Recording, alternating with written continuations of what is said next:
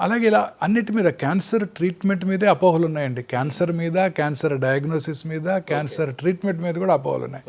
నేను బయాప్సీ చేయాలండి, బయాప్సీ చేస్తే కానీ ఇది ఏ రకమైన క్యాన్సరో తెలియదు అని అంటే, బయాప్సీ చేయాలా డాక్టర్ గారు, మొత్తం తీస్తే సరిపోదా అని అడుగుతారు. ఎందుకండి అని అడుగుతాను. ఈ నీడిల్ పెట్టి గుచ్చితే క్యాన్సర్ పెరిగిపోద్దట కదా అని అడుగుతారు. నీడిల్ పెట్టి బయాప్సీ చేయడం వల్ల క్యాన్సర్ అప్స్టేజ్ అవ్వదు. మీ ఇంట్లో మీ అమ్మగారు బిర్యానీ చేస్తే టేస్ట్ ఎలా తెలుసుకుంటారని అడుగుతాను. స్పూన్తో తింటాను. స్పూన్తో తింటే బిర్యానీ పాడైపోద్దా అని అడుగుతాను.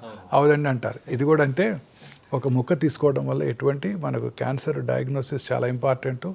క్యాన్సర్ డయాగ్నోసిస్లో రకరకాల మనకి పద్ధతులు, ఆ డయాగ్నోసిస్ వల్ల రకరకాల ట్రీట్మెంట్ ఆప్షన్స్ని మనం అనలైజ్ చేయడానికి అవకాశం ఉంటుందని వాళ్ళు చెప్తుంటాను.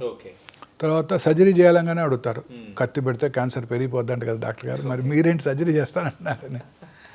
సో ఇదే వాళ్ళకి భయం. ఇప్పుడు చెప్తాను, క్యాన్సర్కి సర్జరీ ఒక్కటే చికిత్స. బ్రెయిన్ నుంచి కాలు చిటికన వేలు వరకు బ్లడ్ క్యాన్సర్ తప్ప ఏ ఇతర క్యాన్సర్కైనా అర్లీ స్టేజ్లో కనుక్కున్నట్టయితే సర్జరీ చేయడం ద్వారానే మనం క్యూర్ చేయగలము.